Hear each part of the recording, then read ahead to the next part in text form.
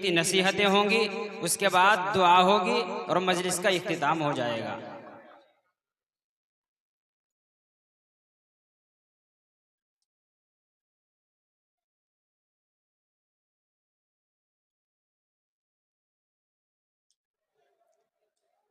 الحمد للہ رب العالمین،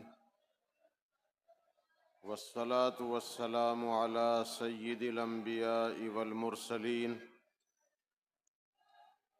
وعلی آلہ واصحابہ واہل بیتہ اجمعین، اما بعد۔ اعوذ باللہ من الشیطان الرجیم، بسم اللہ الرحمن الرحیم۔ من عمل صالحا من ذکر او انثی وهو مؤمن فلنحیینہ حیاۃ طیبہ۔ بزرگان محترم، اللہ نے قرآن کریم کی اس آیت میں اپنے سبھی بندوں کے لیے ایک پیغام دیا ہے۔ اللہ جل شانہ ارشاد فرماتا ہے کہ کوئی مرد ہو یا عورت ایمان کے ساتھ اچھے عمل جو کرے گا، اللہ تعالیٰ فرماتا ہے کہ ہم اسے خوشگوار زندگی دیں گے۔ نیک عمل کے ساتھ ایمان کا ہونا بھی شرط ہے، اس لیے کہ ایمان کے بغیر نیک عمل آخرت کے اعتبار سے قبول نہیں ہوتا۔ جو آدمی ایمان کے بغیر اچھے عمل کرتا ہے، اللہ تعالیٰ اس کا بہترین پھل، اس کا ثمرہ دنیا میں ضرور دیتا ہے، اور اگر ایمان کے ساتھ اچھے اعمال کرے گا تو اس کا پھل دنیا میں بھی بہتر ملے گا اور آخرت میں بھی اس کے بدلے میں جنت ملے گی۔ ایمان کے بغیر جو آدمی اچھے کام کرتا ہے تو اللہ پاک کسی کی محنت کو رائیگاں نہیں کرتا اور کسی کے عمل کو ضائع نہیں کرتا، بلکہ اسے دنیا میں اس کا بہترین پھل ضرور دیتا ہے۔ آپ حضرات نے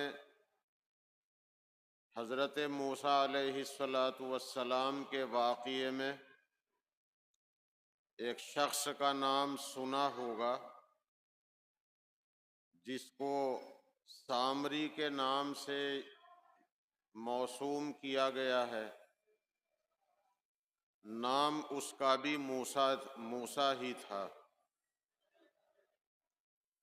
وہ موسیٰ ابن ظفر تھا، موسیٰ صنوف ظفر، اور اللہ کے یہ مشہور پیغمبر نبی یہ تھے موسیٰ صنوف عمران۔ حضرت موسیٰ علیہ السلام اللہ کے نبی تھے۔ موسیٰ صنوف ظفر تھا، اس نے حضرت جبرائیل کو دیکھا تھا۔ جبرائیل آئے تھے حضرت موسیٰ کے پاس، گھوڑے پہ سوار تھے۔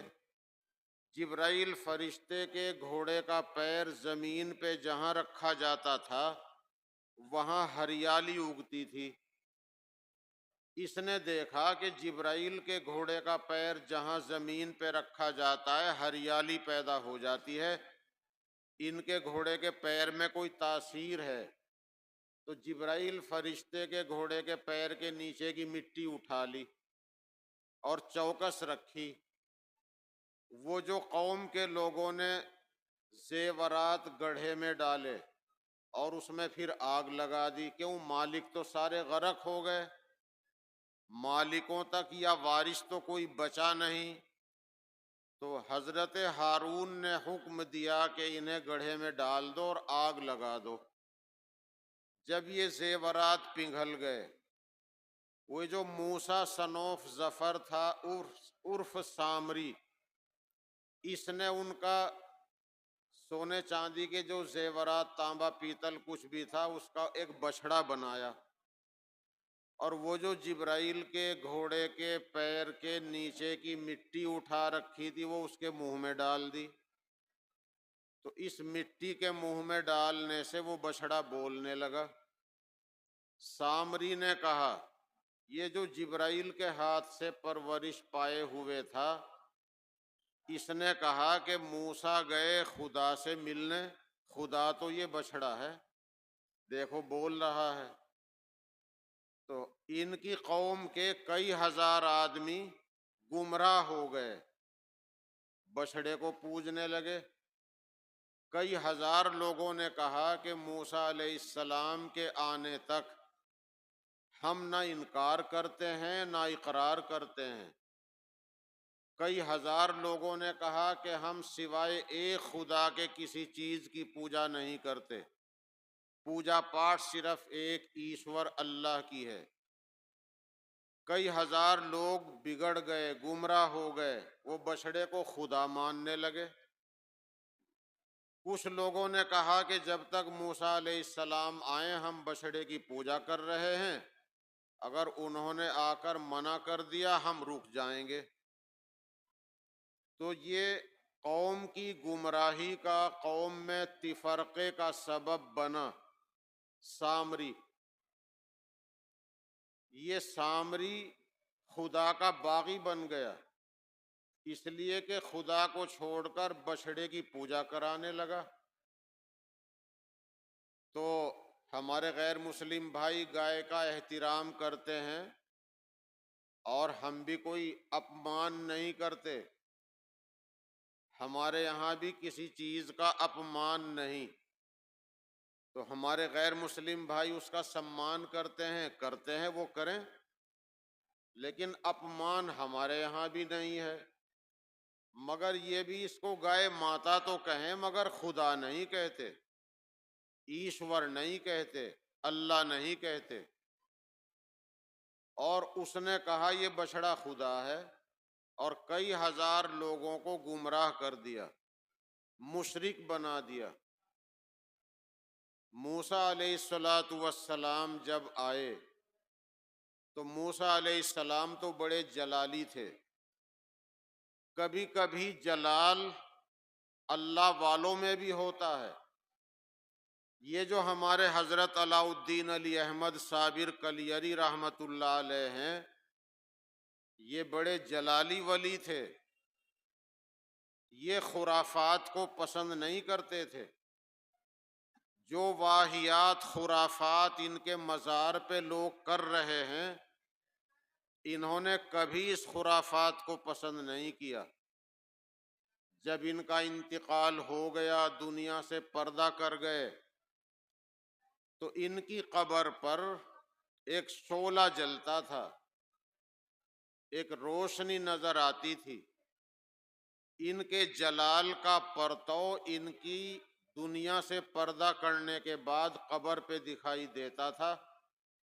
کسی کی ہمت نہیں تھی کہ قبر کے قریب چلا جائے۔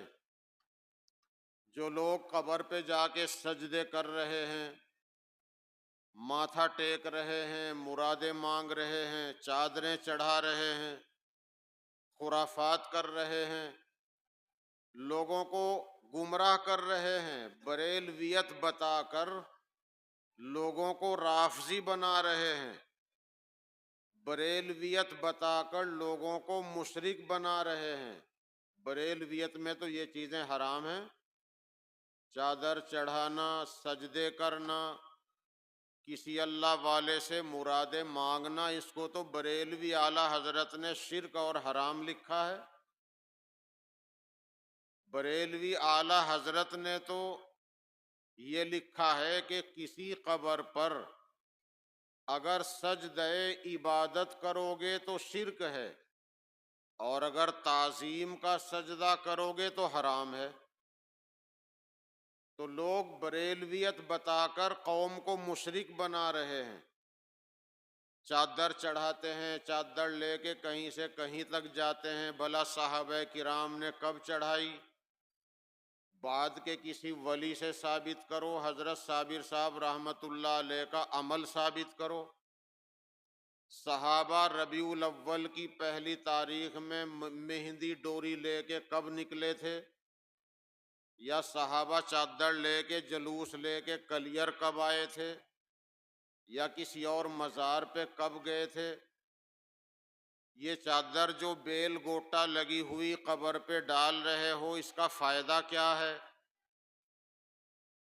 اگر چادر کسی غریب کو دی جائے، اگر چادر کسی غریب کو دی جائے اور وہ چادر کام کی ہو، وہ چادر کسی غریب عورت کو دی جائے اور وہ چادر اس کے اوڑھنے کی ہو، یا کسی غریب مرد کو دی جائے وہ اس کے کام کی ہو، تو اللہ کے نام پہ نیاز کر کے صدقہ کر کے یہ دعا کی جائے، یا اللہ اس کا ثواب حضرت صابر صاحب رحمۃ اللہ علیہ کی روح کو پہنچا دے، تو چادر اللہ کے نام پہ صدقہ ہوئی، جس نے صدقہ کیا ثواب اسے بھی ملا، اور ثواب پہنچا دیا حضرت صابر صاحب کو، انہیں بھی ثواب پہنچے گا۔ اور یہ جو ہم نے مزار پہ ڈالی ہے اس کا کوئی فائدہ نہیں، نہ یہ تسبیح پڑھتی ہے۔ اگر کوئی آدمی کڑوے نیم کے پتے یا کوئی ہری ٹہنی کسی قبر پہ رکھ دے اور یہ سوچ کے رکھے کہ جب تک یہ ٹہنی ہری رہے گی، یہ پتے ہرے رہیں گے، تسبیح پڑھیں گے، تو اس کا فیض مردوں کو پہنچے گا، تو خیر اس کی تو گنجائش ہو سکتی ہے، چڑھانا الگ چیز ہے، اور کسی ہری ٹہنی کا، ہرے پتے کا رکھنا الگ ہے، چڑھانا الگ ہے۔ تو یہ جو چادر مزار پہ چڑھا رہے ہیں اس کا کوئی فائدہ نہیں، اگر چادر غریب کو دے کر ثواب بخشیں اس کا فائدہ ہے۔ چراغ جلا دیا تو بتلائیے مکان کی چھت پر اگر چراغ جلا کے رکھا اس کا کیا فائدہ ہے؟ اندر روشنی نہیں آئے گی۔ اگر ہم فاتحہ درود پڑھ کر ثواب بخشیں گے اس کا فیض پہنچے گا، ہمیں بھی ثواب ملے گا، انہیں بھی پہنچے گا۔ اور ہم نے چراغ جلا کر قبر کے اوپر رکھ دیا، اس کا کوئی فائدہ نہیں، نہ روشنی اندر جائے گی۔ ہم نے اگر بتی جلا کر قبر پہ رکھ دی، اس کا کوئی فائدہ نہیں۔ کتابوں میں لکھا ہے کہ میت کے تعلق سے خوشبو کے استعمال کے 4 موقع ہیں۔ نمبر 1، روح نکلنے سے پہلے اس کے سجدے کے جو مقام ہیں، دونوں ہاتھ، دونوں قدم، دونوں گھٹنے اور ناک اور پیشانی، نماز میں سجدے میں جو زمین پہ رکھے جانے والے انگ ہیں، اعضاء ہیں، ان پہ خوشبو لگا دو روح نکلنے سے پہلے۔ پھر جب روح نکل گئی اس کے بعد تختے پر اتارتے ہیں، دھونی دینا مستحب ہے، تختے کو 3 مرتبہ 5 مرتبہ دھونی دے دی جائے، لوبان کی دھونی ہو، اگر بتی کی ہو۔ پھر تیسرا موقع یہ ہے کہ جب میت کو غسل دے دیا اور اسے کفن پہنا دیا تو کفن پر خوشبو چھڑک دیں۔ پھر چوتھا موقع یہ ہے کہ جب جنازہ قبر کے پاس لے جا کے رکھ دیا تو اندر رکھنے سے پہلے قبر کے اندر خوشبو چھڑک دیں۔ یہ جو خوشبو اندر چھڑکی جائے گی اس کا فائدہ ہے، مرنے والے کی روح آئے گی تاکہ فرشتوں کے سوال کا جواب دے۔ فرشتے آئیں گے، قبر میں شیطان نہیں آتا، قبر میں فرشتے آتے ہیں۔ کچھ لوگوں نے جو اپنے آپ کو حنفی کہتے ہیں، ہم بھی حنفی ہیں، اور بریلوی مسلک والے بھائی بھی حنفی ہیں، لیکن کچھ لوگ حنفیت کا لبادہ اوڑھ کر غلط عقیدے کے اندر گھس گئے، وہ حنفیت کے خلاف عقیدے پھیلاتے ہیں۔ جیسے کچھ شیعہ لوگ، رافضی لوگ ہری پگڑی باندھ کر اور سنیوں کا لبادہ پہن کر سنیوں میں گھس گئے اور ان میں رافضیت پھیلانے لگے۔ انہوں نے صرف اوپر سنیت کا لبادہ اوڑھ لیا ہے، ورنہ اندر سے ان کے عقیدے رافضیوں والے ہیں۔ تو اسی طرح حنفی مسلک میں قبر پر اذان کا کہیں کوئی ذکر نہیں۔ لوگ کہیں جی قبر پہ اذان پڑھو شیطان بھاگتا ہے، ارے بھائی پہلے قبر کے اندر شیطان کا آنا تو ثابت کرو۔ قبر میں تو شیطان آتا ہی نہیں، وہاں تو فرشتے آتے ہیں۔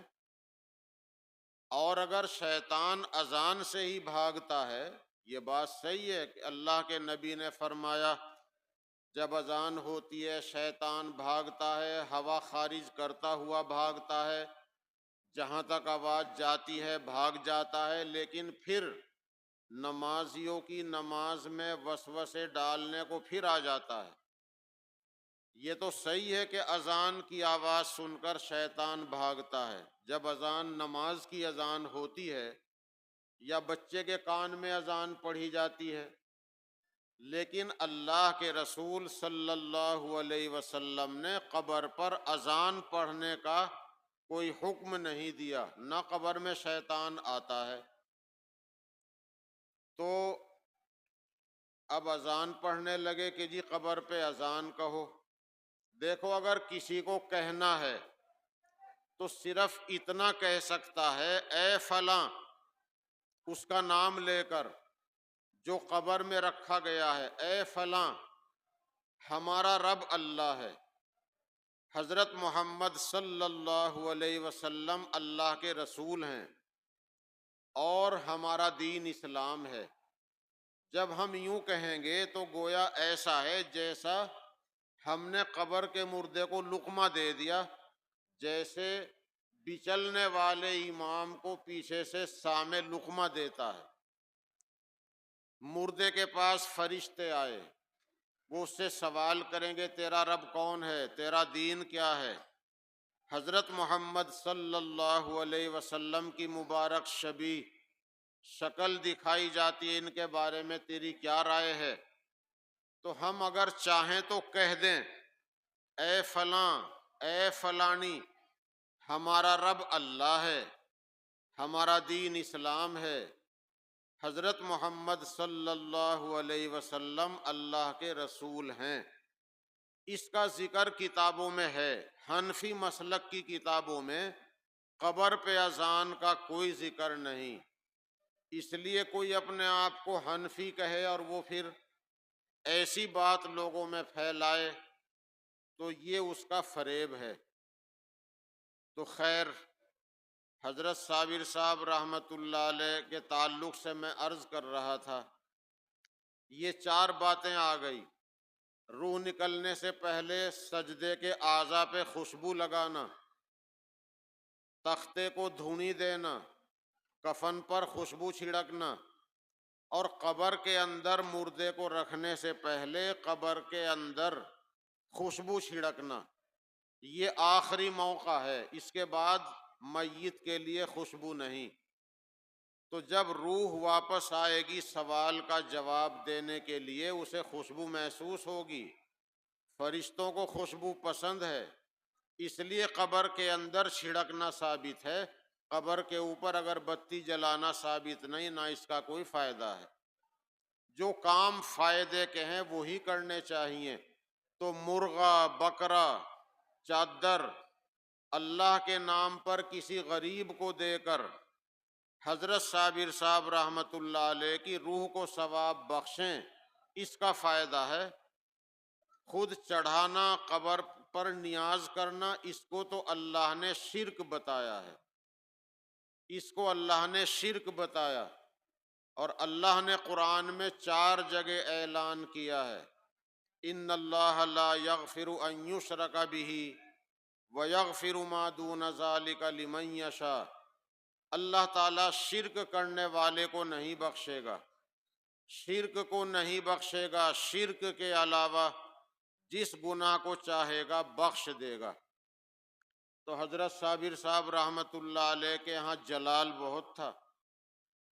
جیسے حضرت نبی اکرم صلی اللہ علیہ وسلم کی قبر شریف کو گھر میں بنایا گیا، گھر میں حضرت عائشہ نے اس کی مین وجہ بتائی کہ نبی کی قبر اگر باہر بنائی جاتی لوگ نہ جانے قبر کا کیا حال کرتے، اس لیے کہ رسول اللہ صلی اللہ علیہ وسلم روح جب تک آپ کے بدن میں روح باقی تھی پردہ نہیں فرمایا تھا، اور سمجھو مرض الموت میں مبتلا تھے، دنیا سے پردہ نہیں فرمایا تھا۔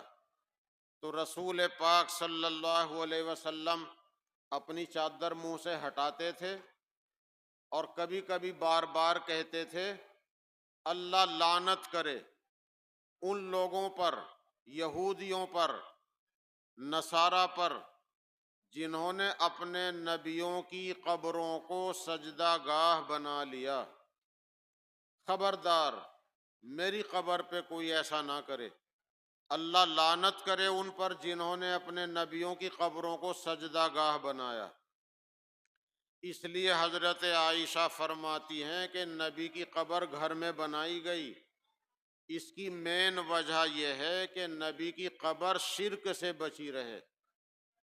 جب حضرت علی شہید کر دیے گئے، حضرت علی رضی اللہ تعالیٰ عنہ شہید کیے گئے، ان پر حملہ ہوا رمضان کی 17 تاریخ میں فجر کی نماز کے لیے جاتے وقت، فوراً شہید نہیں ہوئے بلکہ کچھ وقت کے بعد شہادت ہوئی، زخمی ہو گئے۔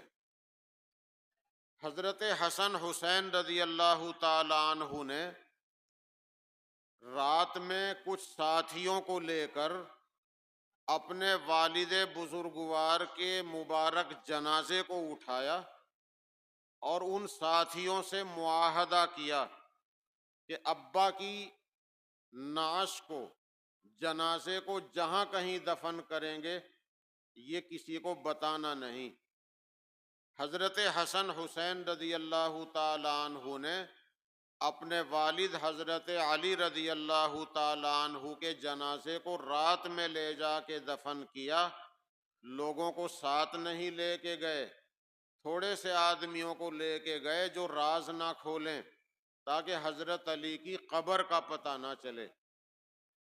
اگر حضرت علی کی قبر کا پتہ چل جاتا تو حضرت حسن حسین دیکھ رہے تھے کہ ہمارے ابا کو بہت سے لوگ نبی سے اوپر بڑھا رہے ہیں، بہت سے لوگ شیعہ حضرات میں سے کچھ لوگ حضرت علی کو خدا مان رہے ہیں، کوئی چاروں خلافہ میں کوئی افضل مان رہا ہے، کوئی 2 کے بعد نمبر دے رہا ہے، کوئی دمادم مست قلندر علی کا پہلا نمبر کہہ رہا ہے، کوئی حضرت علی کو خدا کہہ رہا ہے۔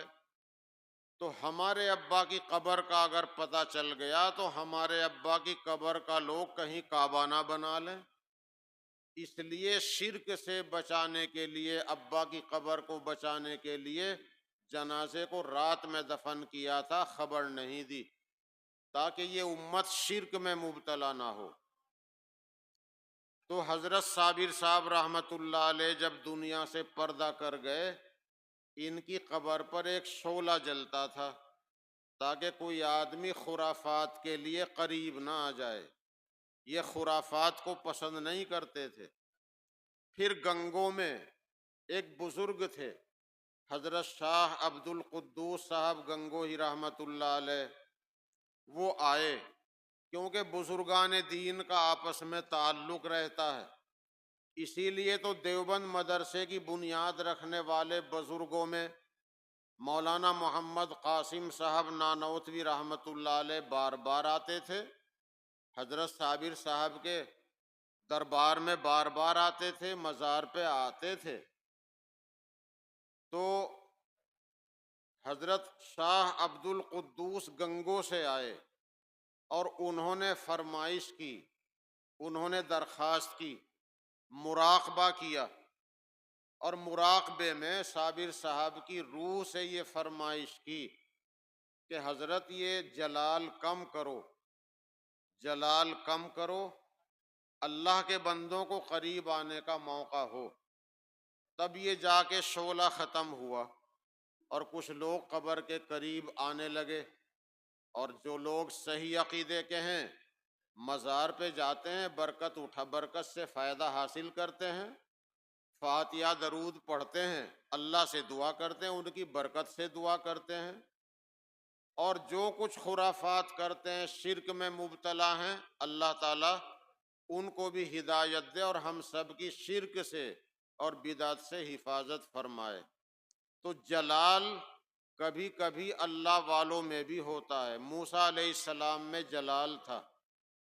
حضرت موسیٰ علیہ السلام کو جب پتہ چلا کہ میرے واپس آنے سے پہلے پہلے سامری نے بچھڑا بنا کر لوگوں کو اس کے شرک میں مبتلا کر دیا، اسے خدا بتانے لگا، اور کئی ہزار آدمی اسے پوجنے لگے، تو موسیٰ علیہ السلام بہت غصے میں تھے۔ اپنے بھائی کی تو داڑھی ہی پکڑ لی تھی غصے میں، اور پھر اس کے بعد سامری کی طرف متوجہ ہوئے۔ ما خطبک یا سامریو، بتا سامری تیرا کیا معاملہ ہے، ایسا کیوں کیا؟ تو قرآن پاک نے بیان کیا ہے کہ میرے دل میں یہ بات آئی، میں نے جبرائیل کے گھوڑے کے پیر کے نیچے کی مٹی میں دیکھا تھا، اس میں کچھ حیات کا مادہ ہے، مجھے ایسی سوجھی، میں نے زیورات کا بچھڑا بنا دیا، وہ مٹی اس میں ڈال دی، بولنے لگا، بس مجھے یہی سوجھی، میں نے ایسا کر دیا۔ تو موسیٰ علیہ السلام نے بد دعا کی، یا اللہ اس پر ہلاکت بھیج دے، اس پر ہلاکت بھیج دے۔ لیکن یہ بد دعا اللہ پاک نے اس وقت قبول نہیں کی۔ پھر اس کو کیا سزا ملی؟ موسیٰ علیہ السلام نے کہا تیری سزا آخرت میں جو ہے وہ تو ہے، اس لیے کہ تو نے قوم کو گمراہ کیا، اس کا بھی بوجھ تیرے سر ہے۔ جو پڑھے لکھے لوگ بھولی بھالی قوم کو گمراہ کرتے ہیں، اس قوم کی گمراہی کا بوجھ بھی ان کے سر پہ ہے۔ تو آخرت میں جو تیری سزا ہے وہ تو ہے، دنیا میں تیری سزا یہ ہے ان تقول لا مساس، تیرا حال یہ رہے گا کہ نہ تو کسی کے قریب لگے گا، نہ کوئی تیرے قریب لگے گا۔ اللہ پاک نے اس کو ایسا کر دیا تھا، یہ کہتا پھرتا تھا لا مساس لا مساس، دیکھو خبردار میرا ہاتھ کسی کو نہ لگ جائے، کسی کا ہاتھ میرے بدن کو نہ لگ جائے۔ جیسے ہمارے ملک میں پہلے چھوا چھوت بہت تھی، ہمارے بہت سے بیچارے دلت بھائیوں کے لیے یہ تھا کہ ان کی چھاؤلی کسی پہ نہ پڑ جائے۔ ہمارا مذہب کہتا ہے سب انسان برابر ہیں، کوئی چھوٹا بڑا نہیں، سب انسان برابر ہیں، انسان ہونے کے ناطے سب برابر ہیں، سب ایک ماں باپ کی اولاد، ایک ماں باپ کی سنتان ہیں۔ ہمارے پیغمبر، اللہ کے آخری پیغمبر، انتم سندیش داتا حضرت محمد صلی اللہ علیہ وسلم نے حج کے میدان میں اعلان کیا تھا تم سب آدم کی سنتان ہو، اور آدم مٹی سے بنے تھے، تم سب برابر ہو۔ تو ورنہ ہمارے بھارت میں اتنی چھوا چھوت تھی کہ بیچارے دلت سماج کے ہمارے بھائی وہ یوں کہتے تھے پھرتے تھے اپولو اپولو اپولو، میں آ رہا میری چھاؤلی سے بچیو، میں آ رہا میری چھاؤلی سے بچیو۔ یہ مذہب میں ہمارے یہاں اس کی کوئی گنجائش نہیں، سب انسان برابر۔ خیر، تو یہ جو سامری تھا اس کو یہ سزا دی گئی، یہ کہتا پھرتا تھا لا مساس لا مساس۔ عربی میں، یعنی میرے ہاتھ نہ لگ جائے، میرا ہاتھ کسی کو نہ لگ جائے۔ اگر اس کو کسی کا ہاتھ لگ گیا یا اس کا ہاتھ کسی کو لگ گیا، دونوں کو بخار چڑھتا تھا۔ یہ سزا اللہ نے اس کو دنیا میں دی، اور آخرت کی سزا جہنم ہے، کیونکہ خود گمراہ ہوا اور قوم کو گمراہ کیا، قوم کو شرک میں مبتلا کیا۔ مجھے اتنی لمبی بات بتانی پڑی، لیکن اس کے ضمن میں کچھ باتیں آ گئی جو دہرائی گئی ہیں، ضرورت کی ہیں۔ اللہ تعالی ہم سب کو ہدایت پہ قائم رکھے، شرک سے بچائے۔ یہ جو سامری تھا، اس کے لیے موسیٰ علیہ السلام نے بد دعا کی، اللہ اس کو ہلاک کر دے، اس نے قوم کو گمراہ کر دیا۔ تو اللہ نے جواب دیا، اے موسیٰ، میں اس کو ہلاک نہیں کر رہا ہوں ابھی، یہ سخاوت کرتا ہے۔ یعنی ایمان کے بغیر اگر کوئی آدمی اچھا کرم کرتا ہے، اچھا عمل کرتا ہے، تو دنیا میں اس کا فائدہ اسے ضرور ملے گا۔ آخرت میں اچھے عمل کا فائدہ ایمان کے ساتھ مشروط ہے، لیکن دنیا میں اچھا کام ایمان کے بغیر بھی کرتا ہے تو اس کا فائدہ دنیا میں ضرور ملتا ہے۔ جیسے سامری کے لیے بد دعا کی تھی ہلاکت کی، اللہ نے اسے ہلاک نہیں کیا، بلکہ یوں کہہ دیا، موسیٰ یہ سخاوت بہت کرتا ہے، صدقہ خیرات بہت کرتا ہے، غریبوں کی مدد کرتا ہے، اس کی وجہ سے میں اسے ہلاک نہیں کر رہا ہوں، بس یہ سزا ہے اس کی، یہ کسی کو ہاتھ نہ لگاوے، کسی کا ہاتھ اس کو نہ لگے، ورنہ دونوں کو بخار چڑھ جاتا تھا۔ تو بات یہیں سے چلی تھی۔ اللہ نے قرآن میں فرمایا ہے کہ جو ایمان کے ساتھ اچھے عمل کرے گا، مرد ہو یا عورت، اللہ تعالیٰ اسے دنیا میں، برزخ میں، آخرت میں خوشگوار زندگی دے گا، راحت والی زندگی دے گا۔ بیماری پڑی آ جائے، پریشانی نبیوں کو بھی آئی، ولیوں کو آئی، لیکن اللہ تعالیٰ بیماری میں بھی راحت دے گا، صبر دے گا۔ اللہ تعالیٰ اپنے کرم سے ہم سب کو اپنے نیک بندوں میں شامل فرمائے، اور ایمان پہ قائم رکھے، اور ایمان کے ساتھ اچھے اعمال کرنے کی توفیق عطا فرمائے۔ یہ کچھ پرچیاں آئی ہیں۔ ایک سوال تو یہ ہے، اگر کوئی لڑکا بغیر کہے، یعنی زبان سے کہے بغیر، کورٹ سے طلاق دے تو کیا طلاق ہو جائے گی یا نہیں؟ یہ تو اصل میں جو کچھ اس نے کیا ہے وہ کاغذ دیکھنا پڑتا ہے، اس کاغذ کو دیکھنے کے بعد اس کا صحیح حکم معلوم ہوگا کہ اس نے کیا لکھا ہے۔ اس کاغذ کو دیکھ کر ہی کوئی صحیح عالم بتا سکتا ہے کہ طلاق ہوئی یا نہیں۔ ویسے اپنی مرضی سے آدمی زبان سے کہے یا لکھے تو لکھنے سے بھی طلاق ہو جاتی ہے، اور بیوی اگر سامنے موجود ہو تو پھر لکھنے سے نہیں ہوتی، زبان سے کہنے سے ہوتی ہے۔ اور اگر زبردستی زبان سے بھی کہلوا لیا جائے، نکاح ہو یا طلاق، تو پھر بھی ہو جاتی ہے۔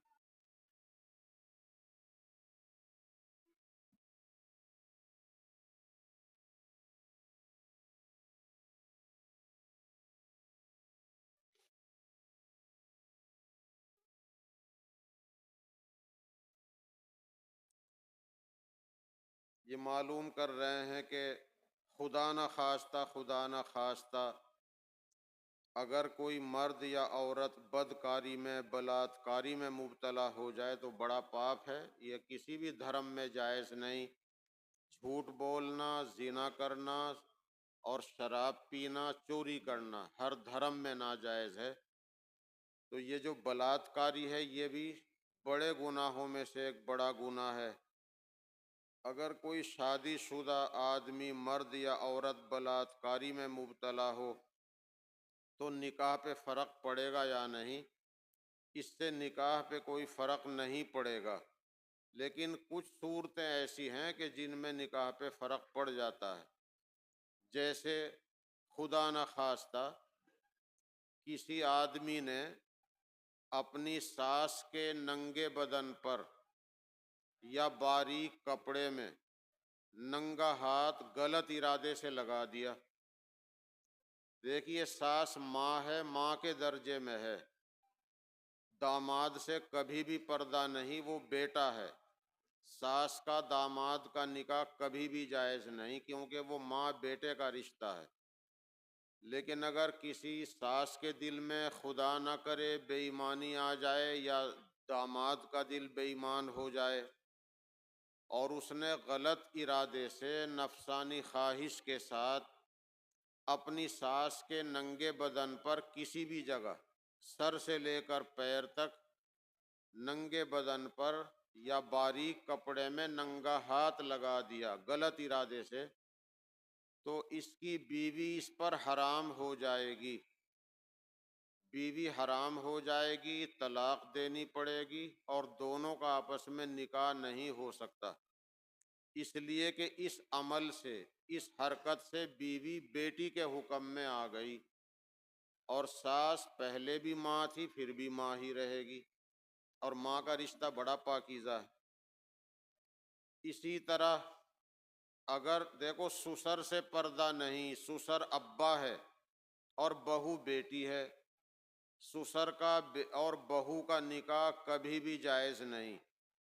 اگر خدا نہ خواستہ سسر کے دل میں کوئی بے ایمانی کی بات آ گئی یا بہو کا دل خدا نہ کرے بے ایمان ہو گیا اور سسر نے غلط ارادے سے اپنے لڑکے کی بیوی کے ننگے بدن پر یا باریک کپڑے میں غلط ارادے سے ننگا ہاتھ لگا دیا، اور لڑکے کو یقین ہو کہ میرے ابا نے ایسا کیا ہے، تو اس لڑکے پر بیوی ہمیشہ کے لیے حرام ہو جائے گی، اس کی ماں کے درجے میں آ گئی، اور اس کے لیے پہلے بھی بیٹی تھی پھر بھی بیٹی رہے گی، اور بیٹے کو طلاق دے کر نکاح سے اس کو خارج کرنا پڑے گا، دونوں کا نکاح نہیں ہو سکتا.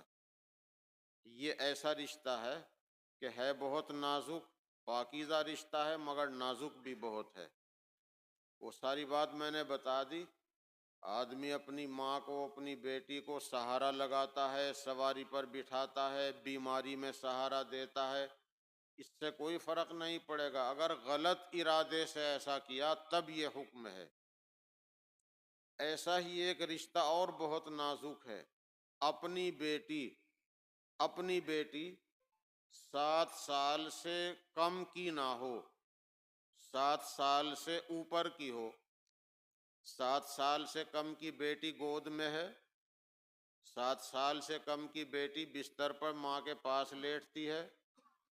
7 سال سے کم کی نہ ہو، 7 سال سے اوپر کی ہو، اور باپ نے جان بوجھ کر یا انجانے میں نفسانی خواہش کے ساتھ یعنی غلط ارادے سے اپنی اس بیٹی کے ننگے بدن پر یا باریک کپڑے میں ننگا ہاتھ لگا دیا جو 7 سال سے اوپر کی ہو، تو اور ہاتھ لگنے کے بعد نہ اس کو شرمندگی ہوئی، نہ پانی پانی ہوا، نہ شرمندہ ہوا، نہ اس کی نفسانی خواہش ختم ہوئی، بلکہ نفسانی خواہش اور بڑھی یا باقی رہی، تو اس پر اپنی بیوی ہمیشہ کے لیے حرام ہو جائے گی.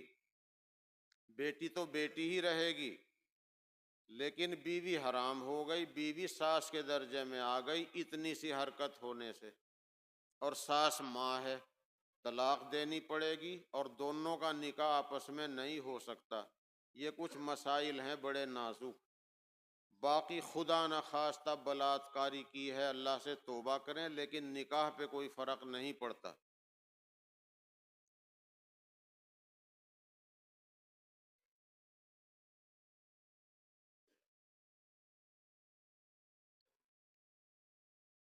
پڑھ کے بتانا.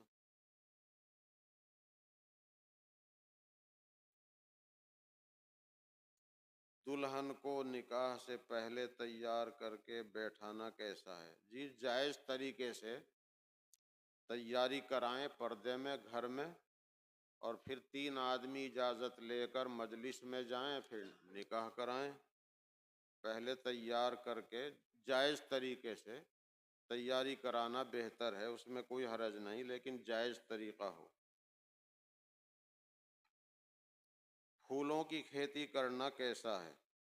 جو مزاروں پر اور مندروں پہ چڑھایا جاتا ہے۔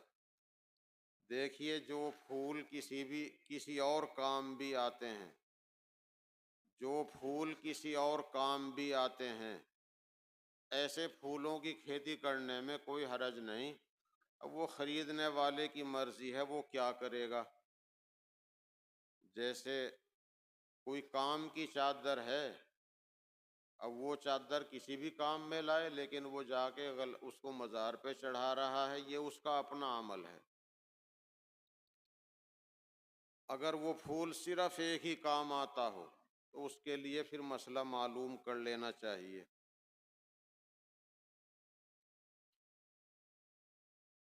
کسی کے یہاں دعوت کھانے کے بعد شادی بیاہ وغیرہ میں پیسے لکھوانا کیسا ہے؟ یہ تو ٹھیک نہیں، یہ پیسے لکھوانا ٹھیک نہیں۔ کسی کو دینا ہے تو چپ چاپ دے دے، یہ نیت نہ کرے کہ میں بدلہ دے رہا ہوں اور پھر بعد میں وصول کروں گا اور دیکھوں گا کہ میں نے دیا تھا پھر میرے یہاں بھی دیا یا نہیں۔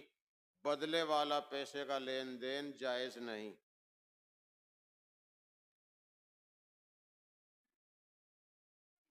گھروں میں دھونی دینا کیسا ہے؟ گھر میں دھونی دے سکتے ہیں، اس سے تو مکھی مچھر بھی بھاگتے ہیں، کچھ اور صفائی ستھرائی کا بھی فائدہ ہے۔ حضرت صابر صاحب رحمۃ اللہ علیہ نے اپنی نماز پڑھائی جنازے کی، یہ تو ان پہ بہتان ہے، یہ کم عقلی کی باتیں ہیں۔ حضرت صابر صاحب رحمۃ اللہ علیہ نے اپنی نماز خود پڑھائی، بھلا کیا اپنی نماز پڑھانا ہی بزرگی ہے؟ تو پھر دنیا میں کوئی اور بزرگ نہیں ہوا؟ خود اللہ کے نبی نے اپنی نماز نہیں پڑھائی تو کیا حضرت صابر صاحب ان سے بھی بڑھ گئے؟ یہ ثابت کرنا چاہتے ہیں کہ حضرت صابر صاحب کا مقام نبی سے بھی بڑھ گیا، انہوں نے اپنی نماز خود پڑھائی۔ یہ کم عقلی کی باتیں ہیں۔ حضرت صابر صاحب رحمۃ اللہ علیہ پر بہتان ہے، گویا وہ یوں کہنا چاہتے ہیں کہ ان کی نماز ہی نہیں ہوئی۔ کیوں؟ جب آدمی دنیا سے پردہ کر گیا، اس پر نماز فرض نہیں رہی۔ اگر وہ پڑھے گا بھی، کیونکہ اصل زندگی تو مرنے کے بعد ہے، چلو اصل زندگی میں آدمی نماز پڑھ رہا، اللہ کے نبی نے بتایا کہ نبی اپنی قبروں میں نماز بھی پڑھتے ہیں، تو اگر کوئی دنیا سے پردہ کرنے کے بعد نماز پڑھے گا تو نفل پڑھے گا، فرض اس پہ رہی نہیں۔ اور جنازے کی نماز ہے فرض، کم سے کم ایک آدمی کو پڑھنی پڑے گی تو فرض ادا ہوگا، فرض کفایہ ہے۔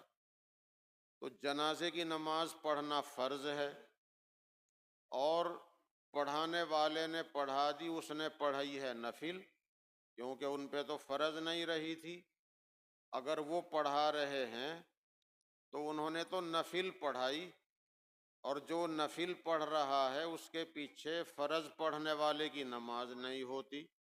نفل کم درجے کی نماز ہے، فرض اونچے درجے کی ہے، تو جو نفل پڑھا رہا یا پڑھ رہا اس کے پیچھے فرض پڑھنے والے کی نماز نہیں ہوتی۔ تو ان کی تو اس لیے نہیں ہوئی کہ جنازے کی نماز فرض تھی، انہوں نے نفل پڑھائی، اور پچھلے والوں کی بھی نہیں ہوئی کیونکہ ان کی فرض تھی اور وہ پڑھ رہے تھے نفل۔ تو اس کا مطلب تو یہ ہے کہ ان کی نماز ہی نہیں ہوئی، یہ بہتان لگاتے ہیں۔ تو وہ کہتے ہیں نا کہ نادان دوست سے دانا دشمن اچھا ہوتا ہے۔ حضرت صابر صاحب رحمۃ اللہ علیہ کا مرتبہ بڑھانا چاہتے ہیں لیکن کم عقلی کے ساتھ۔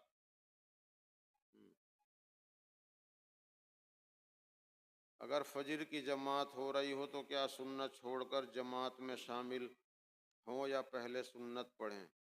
اصل میں فجر کی سنتوں کی تاکید زیادہ ہے، اور کوئی سنت تو جیسے خطبے کی اذان شروع ہو گئی اب نیت نہ باندھیں، پہلے سے نیت باندھ لی، پوری کرنا بہتر ہے۔ ظہر کی سنت پڑھ رہے ہیں، جماعت کھڑی ہو گئی، پوری کرنا بہتر ہے۔ دو پہ سلام پھیرنا بھی جائز ہے، اور جب جماعت کھڑی ہو گئی نیت باندھنا اب جائز نہیں۔ لیکن فجر کی سنتوں کی تاکید زیادہ ہے۔ اگر فجر کی نماز کی اتحیات ملنے کی امید ہو اور سنت پڑھنے کی جگہ الگ سے ہو، کسی ستون کی آڑ میں ہو، پردے کی آڑ میں ہو، الگ جگہ ہو، اور اتحیات ملنے کی امید ہو تو فجر کی سنتیں پڑھ لینی چاہیے۔ اگر الگ جگہ نہ ہو پھر بھی نہ پڑھیں، یا اتحیات بھی ملنے کی امید نہ ہو پھر نہ پڑھیں، جماعت میں شامل ہوں۔ پھر کب پڑھیں گے اگر پڑھنی ہے؟ اشراق کا ٹائم ہونے کے بعد پڑھیں، اشراق کے بعد پڑھیں، چاہے ظہر میں پڑھیں اس سے پہلے پڑھیں، لیکن اشراق سے پہلے نہ پڑھیں۔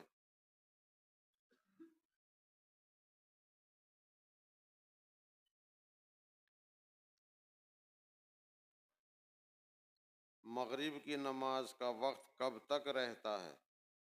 مغرب کی نماز کا ٹائم تقریباً 1.25 گھنٹہ رہتا ہے، مغرب کی اذان کے بعد 1.25 گھنٹہ، اور گرمیوں میں 1.5 گھنٹہ رہتا ہے، 1.25 گھنٹے سے کم تو رہتا ہی نہیں۔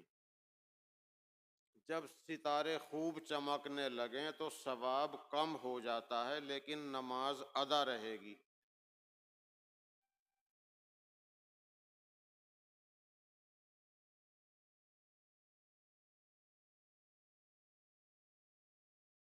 کچھ مسائل خود بھی پوچھنے کے ہوتے ہیں، الگ ہی پوچھ لینا بہتر ہوتا ہے۔ یہ خیر یہ مسئلہ پوچھ رہے ہیں کہ اگر باپ نے دوسری عورت سے نکاح کیا، ان کے ساتھ کوئی لڑکی آئی، تو اس لڑکی سے پہلے والی عورت کا جو لڑکا ہے اس کا نکاح جائز ہے یا نہیں؟ تو ان کا رشتہ کیونکہ بہن بھائی کا نہیں ہے، لڑکی آئی ہے وہ دوسرے باپ سے ہے، یہ جو لڑکا ہے یہ دوسری ماں سے ہے، اس کا باپ بھی الگ ہو گیا، ان کا نکاح آپس میں جائز ہے۔ لیکن جو ماں شریک بھائی بہن ہوں یا باپ شریک بھائی بہن ہوں، یعنی چاہے تو اماں ایک ہو چاہے ابا ایک ہو، ان کا نکاح جائز نہیں، وہ تو سگے بھائی بہن کی طرح ہیں۔ اور باپ جس عورت سے نکاح کر لے وہ اپنی ماں ہی بن جاتی ہے، اس سے پردہ نہیں ہوتا، نکاح بھی حرام ہو جاتا ہے۔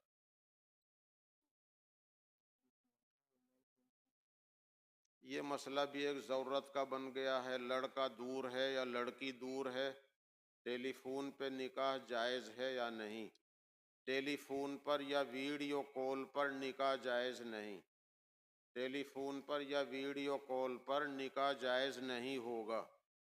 ویسے اس نکاح کا فائدہ بھی کچھ نہیں جب دونوں دور ہیں، لیکن کبھی ضرورت پڑتی ہے تو اس کا طریقہ یہ ہے، مان لیجئے لڑکی دور ہے اور یہاں یہ حافظ صاحب بیٹھے ہیں، مان لیجئے ہم ان کا نکاح کر رہے ہیں، لڑکی دور ہے، تو لڑکی ٹیلی فون پر پردھان جی کو اپنا وکیل بنا دے کہ آپ میرا نکاح فلاں کے لڑکے فلاں سے کر دو، آپ میرا نکاح فلاں لڑکے سے کر دو، پردھان جی کو وکیل بنا دیا فون پر۔ یہ وکیل بن کے کہیں گے کہ میں اس لڑکی کا وکیل بن کے اجازت دے رہا ہوں، باقی مجلس میں اسی طرح نکاح ہوگا، یہ یوں کہیں گے میں اس کا وکیل بن کر اجازت دے رہا ہوں۔ یا لڑکا دور ہے تو لڑکا مثلاً ان کو وکیل بنا دے کہ تم میرا نکاح قبول کر لو، وکیل بنا دے، اجازت نہیں، اعتبار اس کا اعتبار نہیں ہے، فون پہ کہہ دے تم میرا نکاح قبول کر لو، نکاح پڑھانے والا کہے گا کہ میں نے فلاں کی لڑکی فلاں نام کی اتنے مہر پر اس لڑکے کے نکاح میں دی، کیا تم نے اس کا وکیل بن کے اس کے نکاح میں قبول کیا؟ یہ کہیں گے کہ میں نے اس لڑکی کو اس کے نکاح میں فلاں ابن فلاں فلاں صنوف فلاں کے نکاح میں قبول کیا، اس طرح کہا جائے گا، اس طرح نکاح ہو سکتا ہے۔ یعنی وکیل بنا سکتی ہے اور وکیل بنا سکتا ہے، لیکن ویڈیو کال پر یا فون پر اجازت کا اعتبار شریعت میں نہیں ہے۔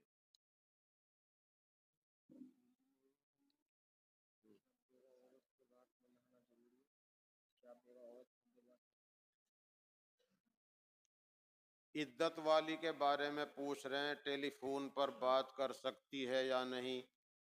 جو اپنے خون کے رشتہ دار ہیں یا عورتیں ہیں ان سے بات کرنے میں کوئی حرج نہیں، جن سے خونی رشتہ ہے ان سے بات کر سکتی ہے، عورتوں سے بات کر سکتی ہے، اور اگر مجبوری ہو کسی اور سے بات کرانے سے کام نہ چلے تو مجبوری میں کسی سے بھی کر سکتی ہے۔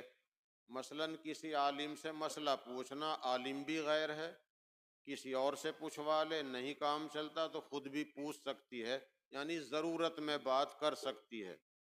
اور عدت والی غسل کم سے کم کرے گی، اور خوشبو کا صابن نہیں لگائے گی، شیمپو نہیں لگائے گی، اگر بہت مجبوری ہو تو سادہ صابن لگائے گی۔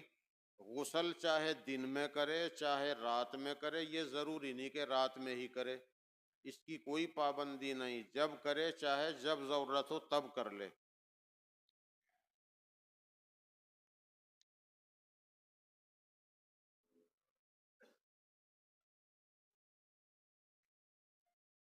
کم کر دو آواز مائک کی۔ الحمد للہ رب العالمین، الحمد للہ رب العالمین، الحمد للہ رب العالمین، اللہم لک الحمد کلہ ولک الشکر کلہ۔